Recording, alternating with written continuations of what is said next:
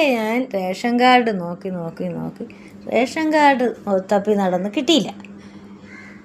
ഇവിടെ നോക്കിയപ്പം ഇവിടെ ഒരാളെടുത്ത് ഒളിപ്പിച്ച് വെച്ചിരിക്കുന്നു. അവൻ്റെ പേരും കൂടെ റേഷൻ കാർഡിൽ ചേർത്ത് പറ്റുള്ളൂ എന്ന് പറഞ്ഞു. അവനും ജീവിക്കാൻ റേഷൻ കാർഡിൻ്റെ ആവശ്യമുണ്ട് എന്നാണ് അവനും പറയണത്. എനിക്കും വേണം റേഷൻ കാർഡിൽ പേര് എന്നാണ് അവൻ പറയണത്. അവൻ മണ്ണെണ്ണ മേടിക്കാൻ പോണ്, ഞാൻ പോകുമെന്നും പറഞ്ഞുള്ള രീതിയിലാണ് അവൻ വെച്ചേക്കുന്നത്. ഞാൻ റേഷൻ കാർഡ് നോക്കി കിട്ടുന്നില്ല.